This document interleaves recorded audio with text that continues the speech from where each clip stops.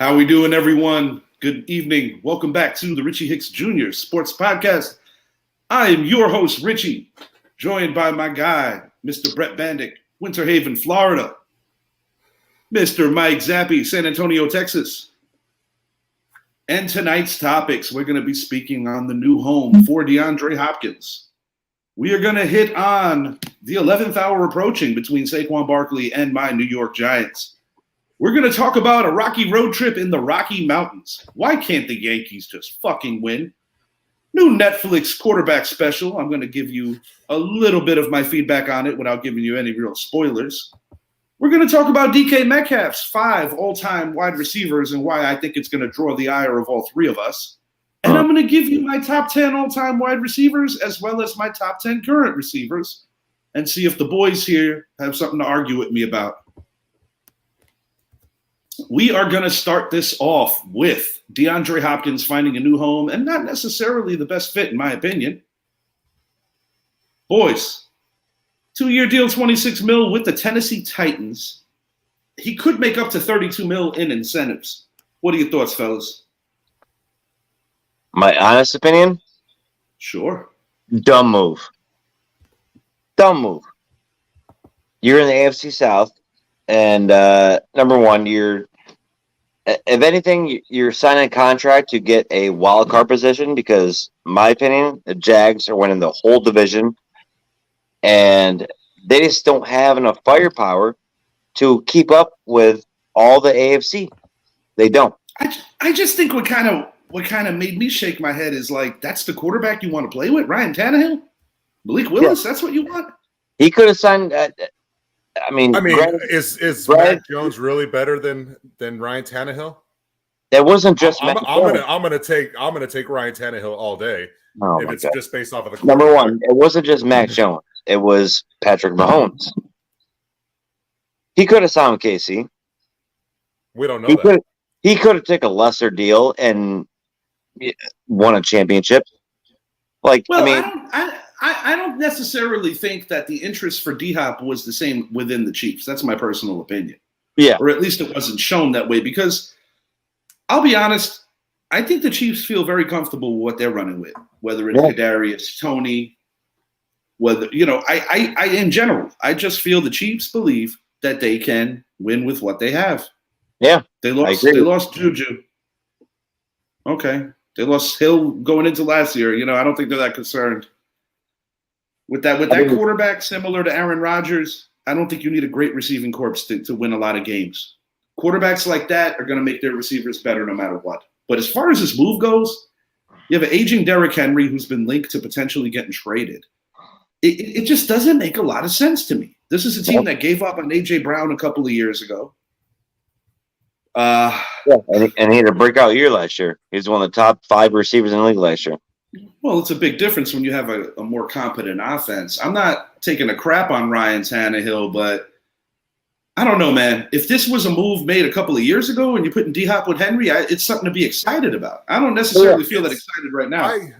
I like the move. All right, I'm going to give you a few reasons why. One, if you really look at this Tennessee team, one of their biggest things that was bothering them last year was their inability to finish in the red zone. And you now have one of the best finishers in the NFL. And this is a guy that when you talk about quarterbacks, that I don't think really had any issue of it because here's a couple of names I'm just going to throw at you. Matt Schaub, Case Keenum, Ryan Fitzpatrick, Brian Mallett, Brian Hoyer, TJ Yates, Brandon Whedon, Brock Osweiler, Tom Savage. These are all guys that were not named Deshaun Watson throwing to him in Houston. And then let's talk about the quarterbacks that were throwing to him last year when Kyler Murray was out with an ACL tear. That I don't think had much to play with it. Colt McCoy. But when you look at the divisions, and the easiest way to a championship is by winning your division. And quite frankly, even if you put DeAndre Hopkins in the New England Patriots offense, they're still not the best team in that division, nor the second or third best. They're still the 4th best team in that division. So you mean to tell me there's 4 teams from that division making the playoffs? No, that's just too much. And then you look at what the South has to go through. It's just the Jaguars, who last year won at 9-7. We're expecting them to have a big year, but we got to remember too, the Titans are coming back healthy next year. A big part of that 7-game losing streak was because Ryan Tannehill was not in the lineup. If there's one thing Tannehill is good at is when he has a complimentary receiver, like we saw with him having A.J. Brown. Now he gets DeAndre Hopkins. Treylon Burks is going into year 2. That's a good compliment. I like the move personally for DeAndre. Obviously, it's always about the money. But if it came down to the Patriots and the Titans, I'd much rather you go with the Titans because the road to the playoffs is going to be a lot easier in the South than it is going to be in the East. Zappy, let me ask you this, something I'm curious about. Do you think that this move closes the gap in terms of where both teams are? Like, in other words, we know the Jaguars are the favorites. They won the division last year, 9-8. You know, they beat Tennessee to win the division. Do you see the Titans as a team? You made a point. I will say that. Tannehill did not play down the stretch.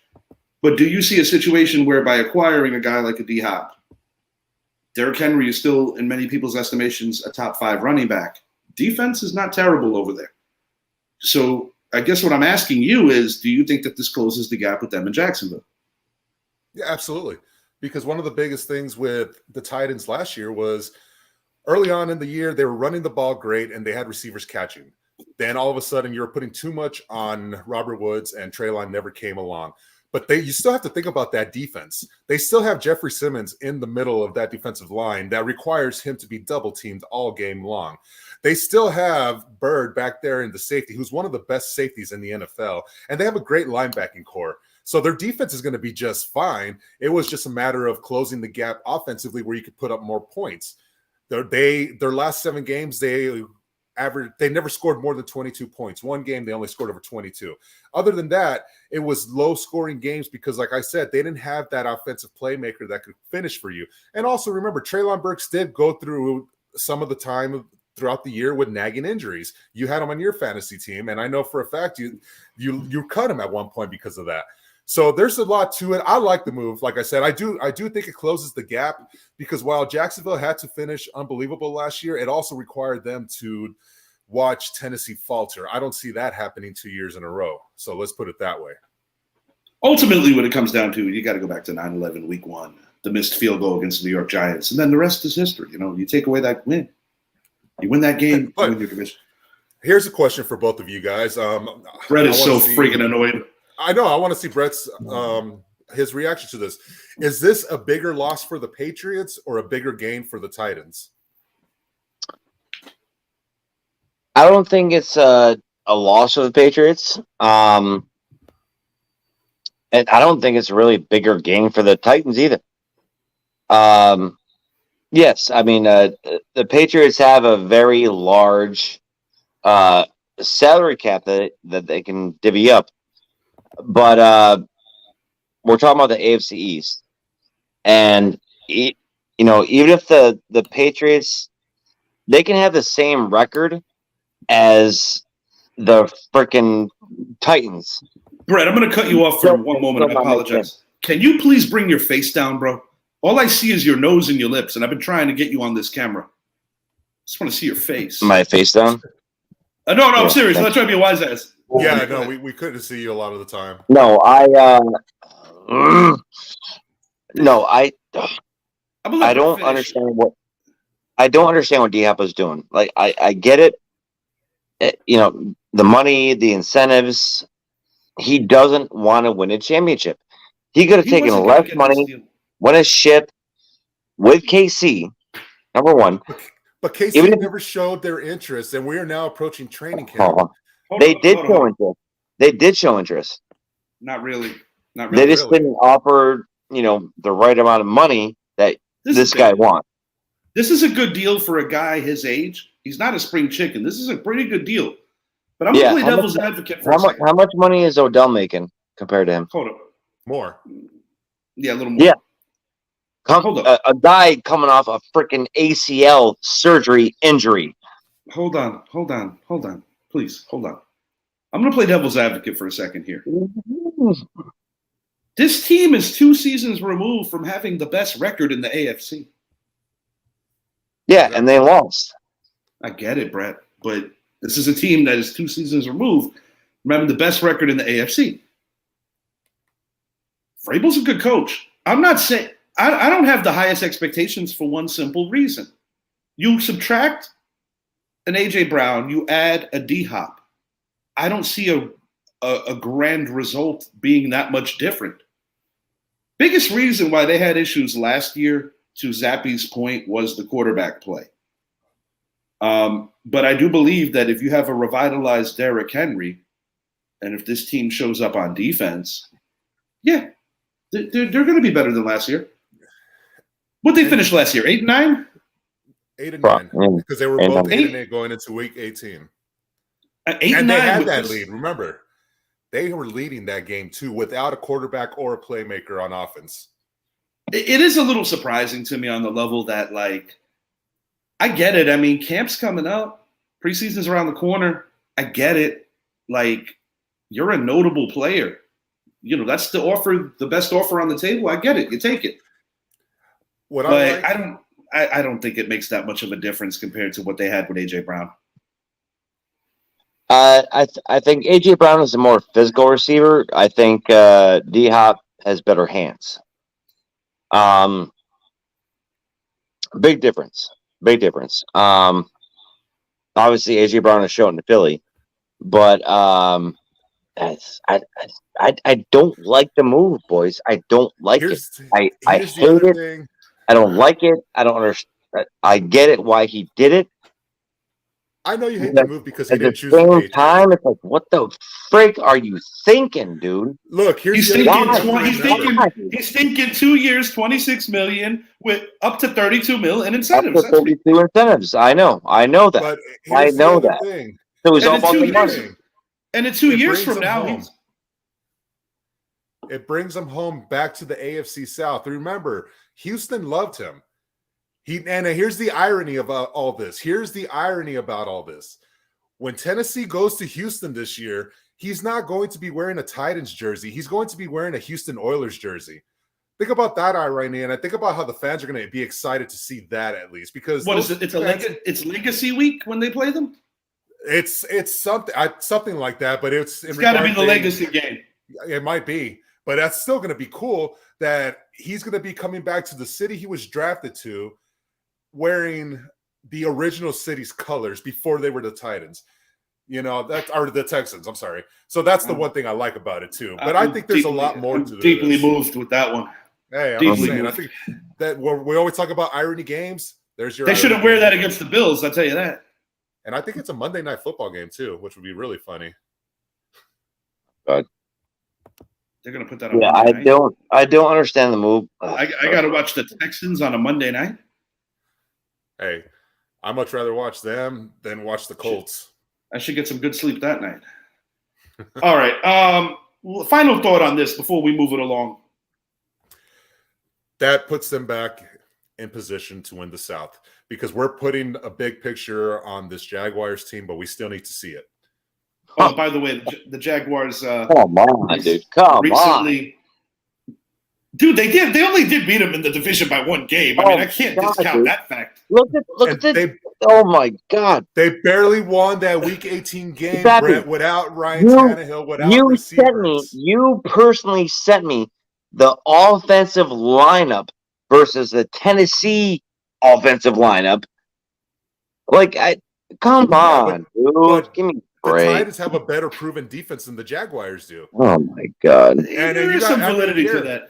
And the other part is, while Calvin Ridley is coming in, he still hasn't played football in over a year. This is the best question here that I want to ask, since Brett's really irritated right now, which I enjoy. Do you think the New England Patriots or the Tennessee Titans are going to have who's going to have a better record out of those two? Tennessee. Give me the records here. Did he say Brett or Zappy? Both of you. I'm going to let him answer and then you answer. Oh, well, he obviously already answered. I have to think about that one. I was asking what the record was going to be. I think it's going to be. You go first, Brett. You go host, and then I'll come back to Zappy already went first. So, anyhow. Also, can you bring your face back in the camera? I've only been asking you to do that for the better part of the first 15 minutes.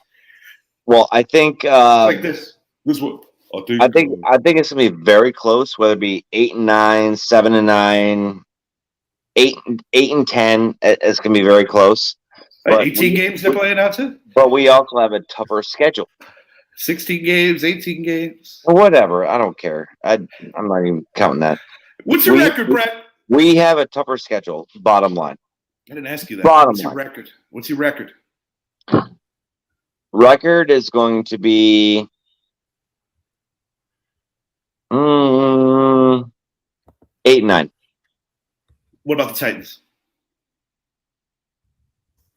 7-10. Fuck. They play in the South, dude. I don't care. They play two against the Colts. I don't care. Against the Texans. I think we're a better team. We're a better team. All right. Mr. Sappy. The Tennessee Titans have the 5th easiest schedule in the NFL this year, while the New England Patriots are in the bottom 8 because the Patriots, I believe, are the 4th hardest in the NFL. Right behind the So that point right there you made, Brett, proves that the Tennessee Titans are going to have a better record. We're going to prevail. We will have a better record than the Tennessee Titans. You heard it right here. All right, that's cool. You got 8-9. Look, I got Tennessee going 10-7 this year. 10-7. Have to look at yes, 10-7. That's right. That's 10 wins, 7 losses. Not 8-10, 10-7. And I got the Patriots going 6-11. No. If they're going 10-7, they're making the playoffs. That's not going to fucking happen. Playoffs. I got the Titans going 9-8. Yeah, if they're going 10-7, they're not making playoffs. I got them going 9-8, potentially grabbing the final wild card. This is so damn funny. I'm enjoying this. All right, we're gonna move it along to East Rutherford, New Jersey. The Giants and Saquon Barkley approaching the 11th hour. I don't know, Brett, because it's kind of an important story. Will they get a deal done? Zappy, you first. The one beautiful thing is that at 4 p.m. tomorrow, I don't have to talk about this shit anymore. Thank God. Gosh, man, it's going to come down to Saquon Barkley. It's not going to come down to the Giants. No, for sure. Is he willing to take 14.5? From the sounds of it, he has not moved off of his $16 million demand. But he has also said even then, that some of that's not accurate what the media is reporting. So I don't know who to believe anymore. I think it's going to come down to the guaranteed money. And that's the bottom line. I do not think it gets done. I think this is going to be a shaky thing, and it's going to be a holdout for the first 2 weeks of the season where the Giants are going to end up having to bend backwards and pay him. Because let's get it straight. Saquon Barkley is the best player on that team.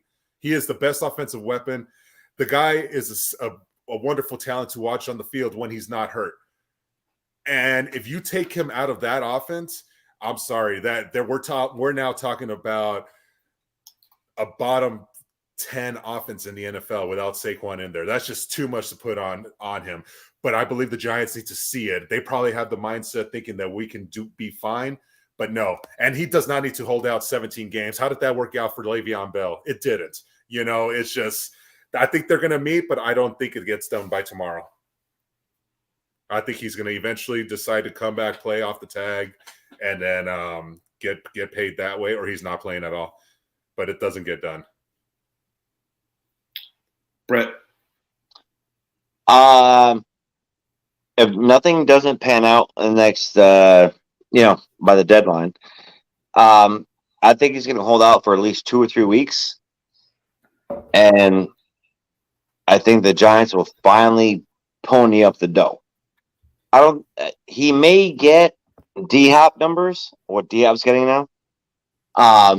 Maybe $2 million less than D-Hop was getting. That's what he's getting on the franchise tag, Brett. If he gets $2 million, if he signs a franchise tender, he's making 10. No, I know. I think that's really messing him up. If anything, if nothing is set in stone by the time the deadline happens, he's going to hold out at least 3 weeks. Dallas, Arizona, San Francisco, Seattle. That's who the Giants start off the season with. This is what's going to happen. Deal will be done. Figure about 3:46 p.m. tomorrow. They're going to have a new deal. It's going to be signed. I hope so. Then we can finally. I hope so too. I hope so too. But no, I hope so too. But it's not happening. I think he's going to hold off at least. I think he's going to hold off for almost a month.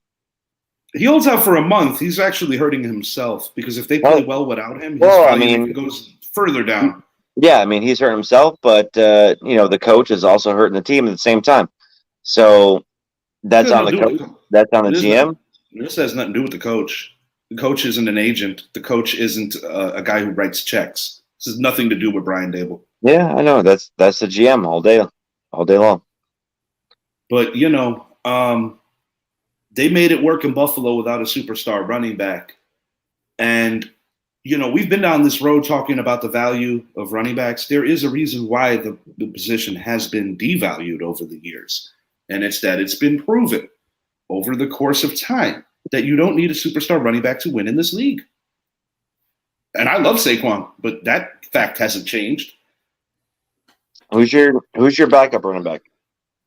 Got two of them. We drafted Gray. We also have Matt Breida. So it would be Matt Breida getting the carries week 1. It would.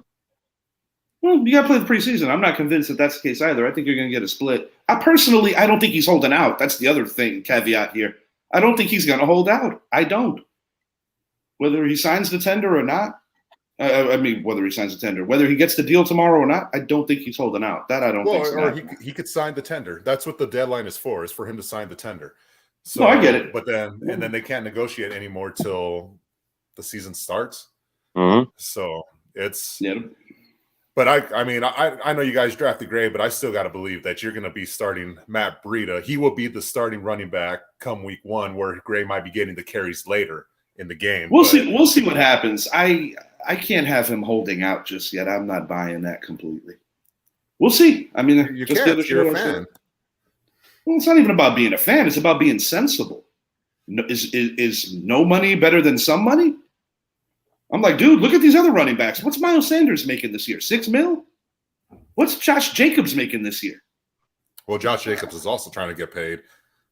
I get it. But once again, you can thank Le'Veon Bell for completely. He had a comeback year just like Saquon. But that's also a concern. Like I said, when you miss over 20 games in a 5-year career, and you were slowing down last year, let's not forget that fact, because that is also factual. There's a couple of ways to look at it. Personally, I think the Giants gave him a fair deal at the bye week last year. And I believe that he actually screwed himself by not signing that deal. I have stuck to that since he did deny that deal. You're talking about, and I'm not putting words in his mouth. I'm saying about the reports that I've read. If he wants McCaffrey money, I'm sorry, dude. Then you got to be a McCaffrey. you got to be a dual threat. It's not that he's not a dual threat. It's that he's not that caliber. Hold up. It's not that he's not a dual threat. It's that he's not that caliber of a pass catcher that McCaffrey is. You still get the ball to Saquon in space, he could hurt you. But nobody's going to convince me that he has the hands of an Aaron Jones or an Alvin Kamara or a CMC. He doesn't. All right. Oh, God. It's not happening. DK, it's going to be a hard pill to swallow. Yeah. DK Metcalf talked about his top 5 all-time receivers. I put it draws our ire because I'm betting on the fact that you guys are not going to be pleased with this list. Yeah. Didn't he? Number 1. Yeah. He listed Antonio Brown as number 1, right? Yes. At number 1, he listed Antonio Brown. Number 2. Yeah. 4 was Jerry Rice. 4 was Jerry Rice. He was either 5 or 6 on his list, wasn't he? No, Julio was 5, Jerry was 4. Oh my God. Yeah. Julio was 5, Jerry was 4. Who did he have a 1 against, Zach? Antonio Brown. Some guy that likes to run off the field with his shirt off. I agree with 2 and 3 because on my all-time rankings, that's the way I would call it. I would have 2 Randy Moss, 3 Terrell Owens. Mm-hmm. But I don't get it. It's like Antonio Brown over Jerry Rice over Randy Moss. Mm-hmm. I'm like beyond perplexed. I think the reason why he did is, for one, let's look at the receivers this guy actually watched in their prime. He didn't watch Jerry. That's obvious. He didn't really get to see T.O. or Randy Moss. He sure as hell didn't get to see Torrey Holt, Isaac Bruce. He didn't get to see, I'll go younger guys, Art Monk or Irvin, but he did grow up watching Antonio Brown. And one thing we cannot remove from Antonio Brown is that in a 5-year span, he had the greatest statistical output ever put by a wide receiver. Mm-hmm. So there's that one thing. But then when we look at the longevity of things, he didn't do it enough to surpass Jerry Rice, who's number one, hands down. If Antonio Brown stayed in Pittsburgh, he'd probably be winding it down now, and we wouldn't even be having this conversation. If he stayed in Pittsburgh and kept his fifth grade, yes. There's Jerry Rice and there's everybody else. I've said this on many a show. The one receiver, if you truly want to look into some metrics of the game, you could say that Randy Moss was a better athlete, maybe more talented than Jerry Rice. I mean, hell, you could probably say the same thing about Megatron. What's the thing with Randy Moss? Most football fans feel that he took a lot of plays off. Yeah, it's I can't I'm sorry. He's not in my top 5. He's not in my top 8, top 10. I really have to think long and hard about it. But as far as that list goes, I'm with you, Richie. I agree. One, Jerry, hands down. Well, I'm going to let you guys comb this list over. Hold up a second, Brizette. I'm going to put this up for you guys to take a peek at. These are my top 10 all-time wide receivers and see what you guys think. 1, Jerry Rice. 2, Randy Moss. 3, Terrell Owens. 4, Calvin Johnson. 5, I got Marvin Harrison. 6, Larry Fitz. 7, Steve Largent. 8, Michael Irvin. 9, Chris Carter. And 10 might be a little controversial. I got Sterling Sharp. Because that is my plea to the NFL to put this man in the Hall of Fame. If were it not for that that neck injury, I believe that Sterling Sharp, while they were playing in the league at the same time, was literally neck and neck with Jerry Rice. And he did not have the quarterbacks that Jerry Rice had. He only had Brett Favre for a little while. I do also get annoyed that Terrell Davis is in the Hall. They both played 7 years. Oh, wow. Yeah, Antonio Brown, he's not even in the top 10. Yeah, you're not in my top 10. He didn't make it. Yeah. No, he didn't make it. Is there anybody on this list that you would kick out? Yeah. Man, it's hard to say. I think maybe Chris Carter, just because he was known as a touchdown machine. He caught touchdowns. Man, that's really hard to say. But no, Antonio Brown, number 1, DK Metcalf. Granted, I think, cannabis is very legal in the state of, Seattle, Washington. So, the opinions might be, a little different. But no, and Antonio Brown, number 1, over Jerry Rice, over Randy Moss. Why? What are you thinking? What are you thinking? Brett, I don't know if you were aware we moved on from that and we're talking about my top 10 now. No, I know that, but I don't understand the logic in his thought process. Antonio Brown, number 1. You kidding me? Antonio Brown. I'm starting to question the logic in yours here. I was thinking maybe what you can add to this list here instead of. I would say take Chris Carter out of your top 10. All right. And maybe add Julian Edelman. The fuck out of here. What did I say he was gonna do? What did I say this guy? Julian Edelman over Chris Carter. Oh my God. I mean, the postseason stats are there. The postseason stats are there, along with the regular season stats. all 5,000 of his career receiving yards. So I guess you think that, and most of them are in the postseason. Regular season and postseason don't get counted together when they look at these historical leaders. But postseason doesn't matter. Brad, I'll be honest with you. His regular season numbers are not that of a Hall of Famer. I'm sorry. Okay, how about postseason numbers? They do. Do they have? Does he have more? I'm going to knock out a couple of postseason numbers than Chris Carter. Well, he played in a lot more postseason games, Brett. That's an organizational feat. There it is. All right. He has better numbers in the postseason. He has more numbers than Randy Moss in the postseason. Is that a reflection of the player or a reflection of the franchise? Just put Julian Edelman in there. Make me happy. Come on. All right. You're right. Well, that'll be your top 10 list, Brett. So you're happy. All right. Yeah. I like Richie's top 10, but like I said, Chris Carter he's hit or miss. He was a touchdown machine in the red zone. Absolutely. He was great. He was a phenomenal friggin' slot receiver. He did a lot of things, Brett. He was a great receiver. He was a touchdown receiver. I'm wrong. But there's one receiver that I liked more than him. That I would take him out for. That's Tim Brown.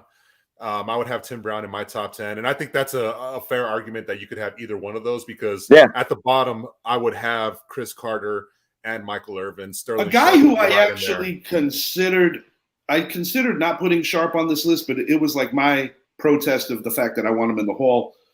A guy that I could have slid in. Yeah, Tim Brown, great shout. Another guy, Steve Smith.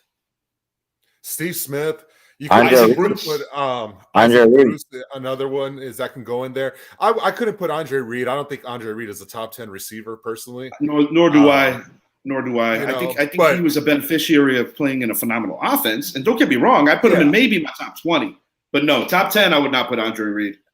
I would actually put James Lofton above Andre Reed. Yeah, and I was going to say you can make an argument for James Lofton as well. Andre Johnson is another one. Andre Johnson is another guy that gets overlooked big time because of the fact that the Houston Texans have just not been a good organization for a long time. Now, these are my top 10 currently as we approach the fantasy season. At 1, I got Justin Jefferson. 2, I got Cooper Kupp. 3, Jamar Chase. 4, Stephon Diggs. 5, Devontae Adams. 6, Tyreek Hill. 7, A.J. Brown. 8, C.D. Lamb. 9, T. Higgins. And at 10, I got DK Metcalf. So top 5. I think you got Cooper Kupp way too high. Why? Did he become a bad wide receiver because he got injured? No, I just think he has a crappy quarterback. Quarterback? I don't think he's yeah. Who's a crappy quarterback? That guy was on pace to break some serious records last year. Time out. Hold on. Who's the crappy quarterback you're referring to? No, I don't agree with. Hold up. Who's the crappy quarterback you're referring to? What do you think I am? Future Hall of Famer Matt Stafford, the guy whose meat you couldn't get out of your mouth during last year's 2 years ago's playoffs. Now he sucks. You mean the guy that has thrown the most interceptions out of anybody in the freaking league? No, actually, that was Dak and Lawrence last year. That was Dak and Lawrence last year, buddy. Trevor Lawrence and Dak Prescott held that honor last year. 18 each. 23 each. Matthew Stafford didn't play enough games. Matthew Stafford didn't play enough games last year to have the interception lead. Wow. Okay, Brett. I'm kind of taken back because you were on the Stafford bandwagon less than 2 years ago when they won the Super Bowl. Yeah, that was when they won the Super Bowl. So his skills have eroded over the course of 1 year, or did he get hurt? No, it's a combination of both. It's a combination of they lost a lot of players on defense. I've got a damn thing to do with Matt Stafford and Cooper Kupp. That too. But I mean, who does besides Allen Robinson is still on that team, correct? No, he's not. He's in Pittsburgh. Okay, so besides Cooper Kupp on that Rams team, okay, who does he have to throw the ball to? Van Jefferson, who has been coming along just fine. Van Jefferson was dealing with stuff last year. Skowronek was having himself a great year, a receiver out of Notre Dame. He was having a great year last year, and even when Cooper Kupp went down, his numbers. I like Skowronek. I like Skowronek. He kind of reminds me to a level of a younger Julian Edelman. Yeah, really? That's actually a really good way to really. Mm-hmm. Get the fuck out of here. Not a top 10 receiver of all time. I mean, not a top 10 of all time, but I mean, he's a pretty good slot guy.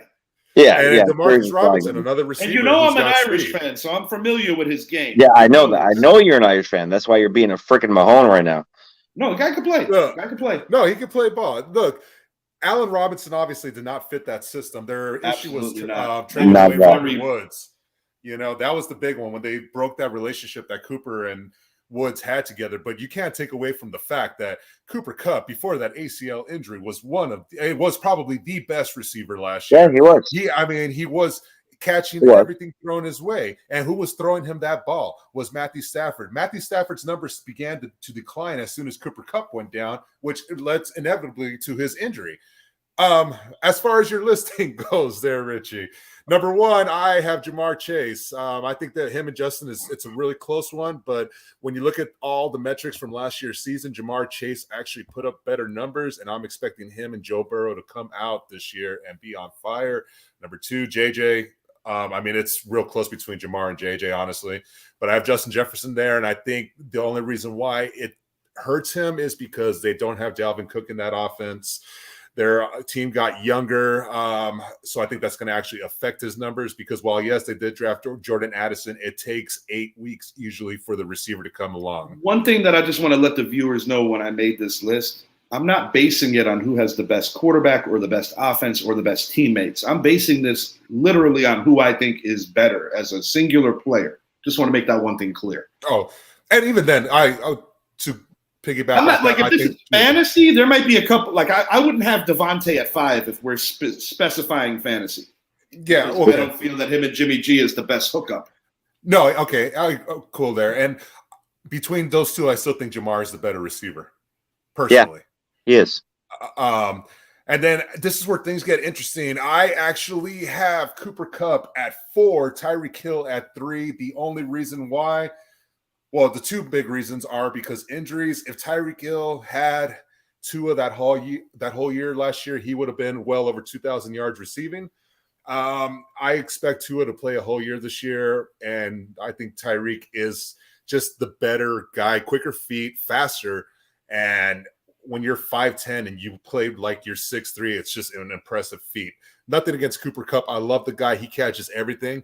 But he's still coming off that ACL injury. So I have a guy who plays tall, who I always felt plays tall for an undersized guy.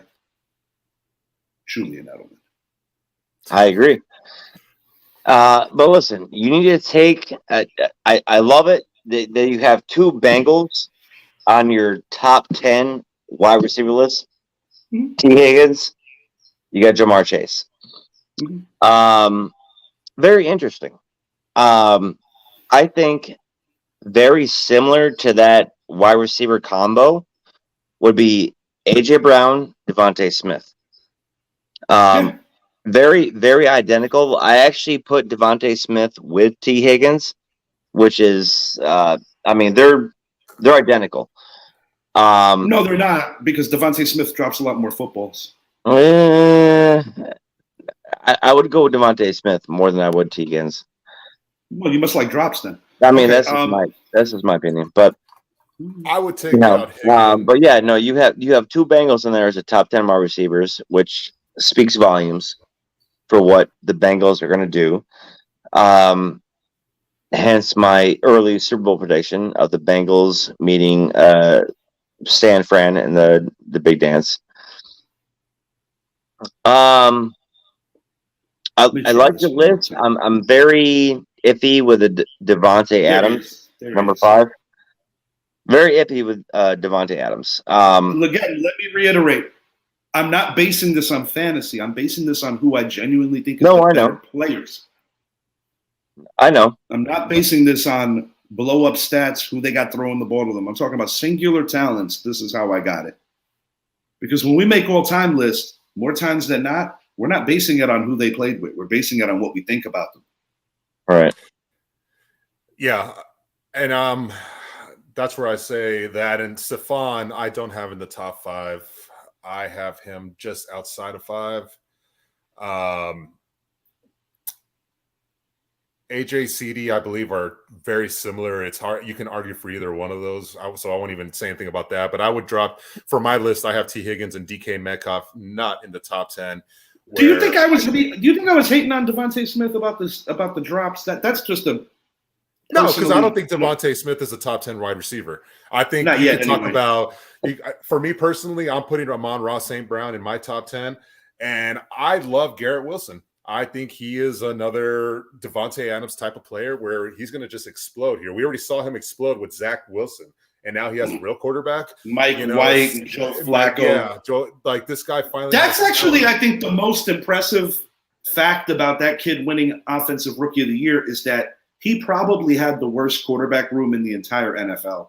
And still, I mean, you can understand why Sauce would win the award. He played on a pretty supporting defense. The Jets have a very good defense. So Sauce winning that award doesn't blow my mind. But for Garrett Wilson to win, because I remember when they drafted that kid, and I was like, not saying that I was doubting his talents, but I'm like, dude, that quarterback room was awful last year. They still won 7 games. Yeah, and that's the other thing. Like, as far as DK, I just don't think he's that high. T, I think, is a little higher than DK. But I can make a strong argument for Deebo Samuel because he can do everything, while DK is more of just that one guy. He only has one trick in his bag, you know? And then I would say Chris Olave is better than DK. But there's guys. But, yeah, that's the way I view it. Top 10 similar, just a couple different guys in the top 10 as opposed to yours. And then 1, 2, 3, 4, 5, almost said the same.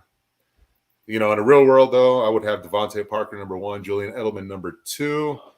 Wes Welker number 3, you know. Keep going. Gronk at number 4. No, I would actually put Gronk at number 1. I would actually put Gronk at number 1. He's not a receiver. He's a tight end. It don't matter. It does matter because he's already up there. It's receivers. Or like above Kelsey and above all those guys? Well, I mean, Kelsey to me is a hybrid tight end because he's not necessarily known for being an excellent blocker. I think Mark Andrews is more like a traditional guy because he actually blocks and still kind of like the traditional kind of tight end. George Kittle, very, very similar. If we're talking about total package, like doing both, George Kittle and Mark Andrews in that regard. But, you know, to be fair, who throws the ball to Travis Kelce? You know, I mean, Kittle, I can't even attempt to compare his quarterbacks to what Kelce has had. And even before Kelce had Mahomes, he had Alex Smith. I think about Mark Andrews. Mark Andrews is good, man. Mark Andrews is really good, super consistent. But, like, if we're talking about all-time guys, it's kind of like what do you like and what do you value? I mean, there's no question that Rob Gronkowski, particularly in the latter part of his career, was a phenomenal blocking tight end that was always a great red zone threat. But when I think about the prototype and I think about the total package and I think about a guy who never consistently had great quarterbacks and still carved out a phenomenal career, it's hard to argue with Tony Gonzalez as the GOAT. That's just my opinion. Because, you know, Rob had Tom, and let's not forget that before some tragic events that happened in the life of the troubled Aaron Hernandez, Gronk was also one half of arguably the greatest tight end duo in the history of the league. Because if those two would have stayed together, who needs a number 1 wide receiver when you got those two guys? Because Aaron Hernandez, and this is something that people forget sometimes, actually got the money before Gronk, which means that the Patriots, as crazy as that sounds, yeah, you could make that argument. Gronk was more disciplined, Gronk was a harder worker, and Gronk wasn't troubled off the field. But if we're talking just pure talent, yes, Aaron Hernandez was more talented than Rob Gronkowski. I do agree with that. He was probably the most talented tight end to ever step on the field. And we're talking about above Kellen Winslow Sr., Jeremy Shockey, Jimmy Graham, all those guys based off. Yeah, those guys were super talented. Indeed. Not gonna lie, I'm kind of getting it hard on. Well, good talk. Okay. Getting in a nice little chub. Well, I mean, I guess it just shows your love for the Patriots. Your fourth place Patriots. I'm kind of impressed. I don't care. I'm feeling good. Brett really likes these serial killer documentaries. Yeah. Jesus Christ. Richie, there's Yes, a new show out there that you got to hit on. A new show on Netflix that I've only just started watching recently. What are your thoughts? I went into it with low expectations because when we have certain access to players, like whether it be Twitter, whether it be the way that NFL Network or ESPN presents it, I didn't have the highest expectations. This Netflix series Quarterback basically chronicles the 2022 seasons, the ins and the outs of the family life, of the on the field life, of all the stuff that it takes, the bruises, the beatings, through the eyes of three quarterbacks. Marcus Mariota, last year who played for the Falcons, this year currently the backup in Philly. Through the eyes of Patrick Mahomes, you all know who he is, and through the eyes of Kirk Cousins. And without giving any spoilers, I'm just going to say a couple of small things. Marcus Mariota is a hell of a teammate. Let me just get that out of the way. Number two, Kirk Cousins might literally be the nicest guy that plays in the NFL and the most grounded athlete I've seen in a very long time. Just one of the nicest people you'll ever see. And number three, while Patrick Mahomes is undeniably possibly going to be the GOAT, but more so in terms of just pure talent, maybe the most talented quarterback that has ever graced the football field. One thing I must say is that these quarterbacks are very lucky to not play in the 70s or the 80s. There was one particular scene in there where he crossed paths with Crosby of the Raiders, and I'm just like, bro, are you seriously crying about that? You should have seen the beatdowns that guys like Terry Bradshaw and Joe Montana and co took. It was just one of those things where I'm like, you have no idea how lucky you are to play in the era that you play in, not to mention the money that you make. But all in all, an excellent series. But if there is one critique, I'm just going to say this. I could do just fine without Mrs. Mahomes all up in the videos. Yeah, not trying to be a jerk, bro, but I'm just gonna call it like I see it. It was that bad? She's fucking obnoxious. Well, I think back to the game when they won a couple years ago, and Bernie is at the top shaking the champagne bottle all over those fans, and a lot of the fans got upset about it. And I'm like, come on, man, like just like Jackson, his brother. I love Patrick. I do. I love him to death. I think he's an unbelievable talent. He's going. I think he's a cool person. I think he's a decent young man. But he is. I do. When I look at some of the tag-alongs, I mean, I don't want to call his wife a tag-along. That's the mother of his children. But what I do want to say is, I tend to believe to a level that I know what got him on this part of the spectrum of life that got him that contract. He's possibly the greatest quarterback that ever lived, and not yet, but he might be. I'm not going to give him that, anoint him yet. He has to continue to do it.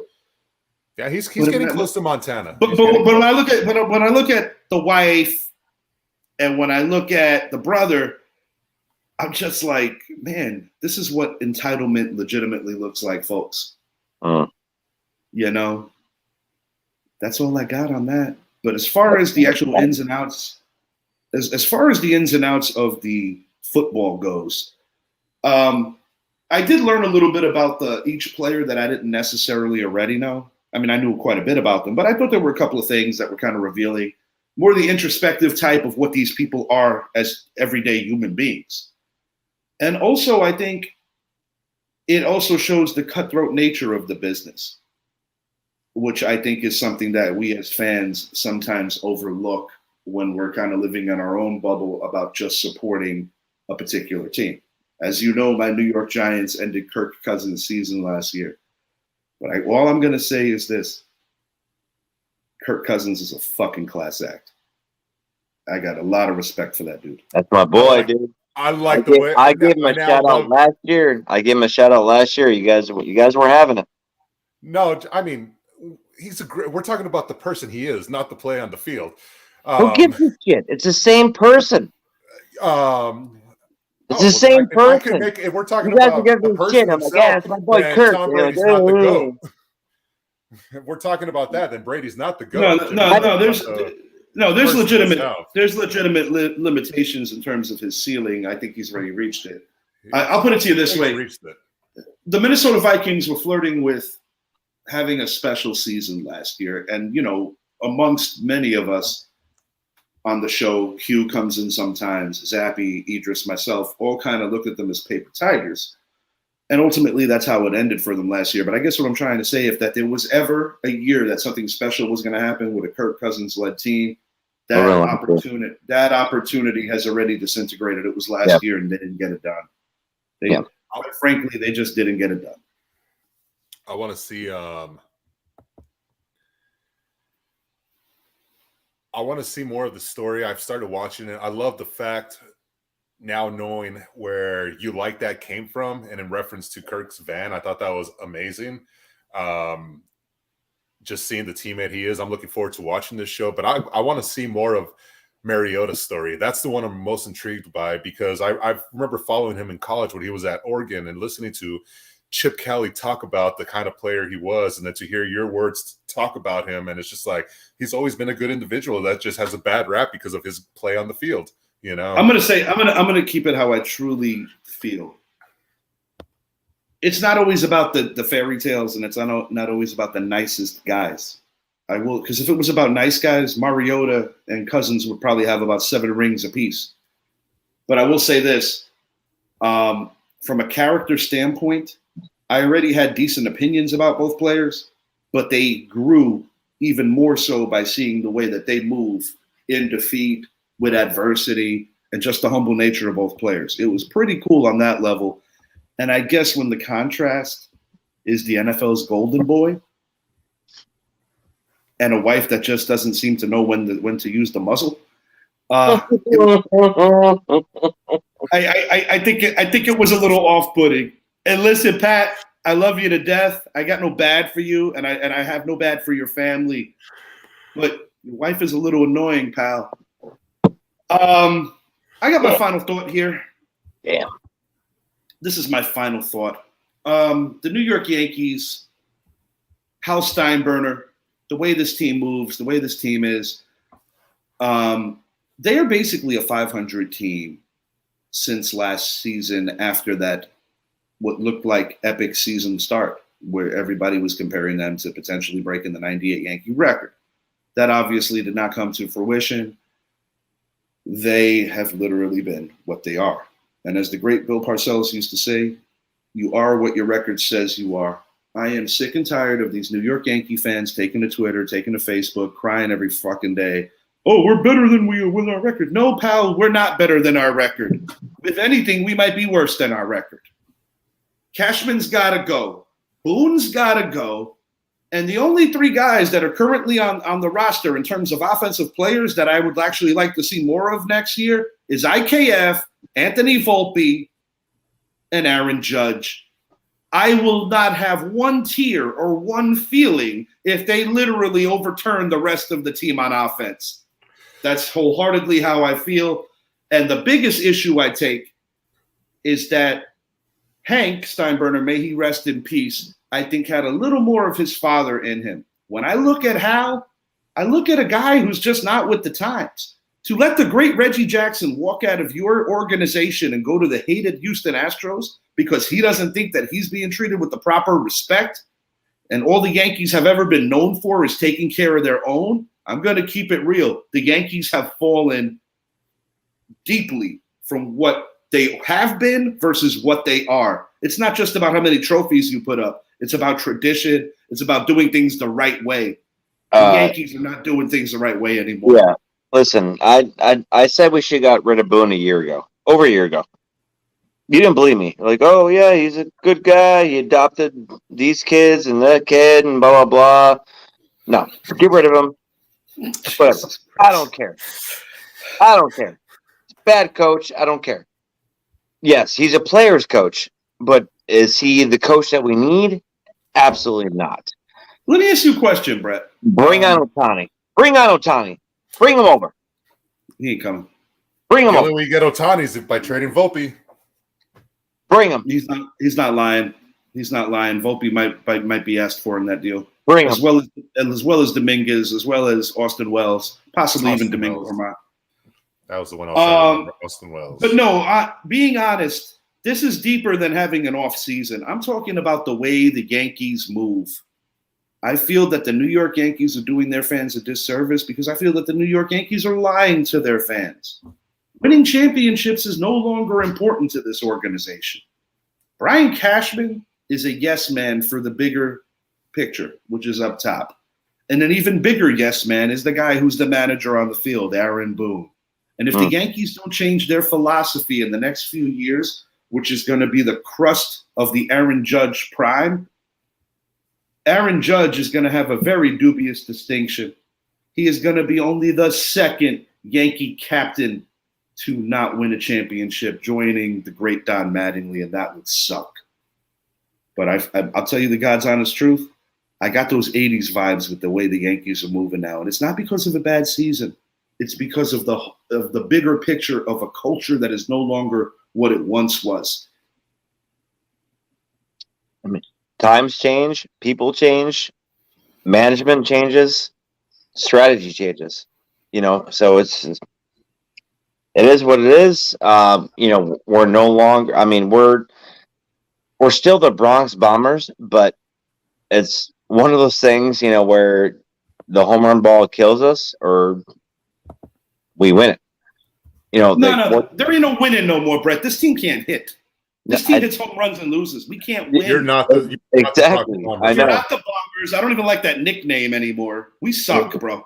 Real talk. We are horrible. Fucking horrible. And it's not because of a bad year. I could take losing. It is more predicated off of the fact that this team is like literally lifeless. I said it on my post today. And who does that fall on? It falls on a lot of people, Brett. It starts upstairs and it trickles down, but that manager has to go. But the reason why that manager won't go is because that's what they want. Because if the Yankees make decisions based on the heartbeat of people that know what they're watching, a lot of things would change. And while I don't always agree with what his father did, one thing I did admire about George Steinbrenner is that he wouldn't put up with this bullshit. It's disgusting. The New York Yankees have too much of a great lineage to be this lifeless. I think that it comes down to scouting. When you look at some of these top tier prospects that we have, outside of Anthony Volpe, who's truly broken in and made a real impact? Truly. Brett Gardner? Brett Gardner came up with us and had a quality career. Yeah. But I mean, honestly, boys, when you really think about after the core four, or you could even say five if you consider Bernie part of the core, add another guy in there. But when you think about guys that have made it to the majors from the Yankee farm system, outside of Anthony Volpe making history in his own right this year, starting so young, who else? Who else has truly made that impact? I don't see it anywhere. Think about it this way. Look at the amount of runs scored the Yankees have had this year. It's clearly hitting. You guys are, when you look at all the teams, you're down there with all the teams that are not in the playoffs. You're ahead of the Twins and the Guardians. Oh, wow. But after that, you're behind everyone else. And if you look how far they are from the Rays or the Rangers, they're over 100 runs away from them. You only have four guys, because Aaron Judge is not there, four guys that are hitting over 250. And listen, I get it. Guys got to execute and guys got to make plays. But at what point are we going to hold this guy accountable for not knowing how to fucking run a bullpen? 13 seconds. It's the Richie Hicks Jr. Sports Podcast. Thank you so much for watching. For Brett, for Zappy, I am out. Fuck!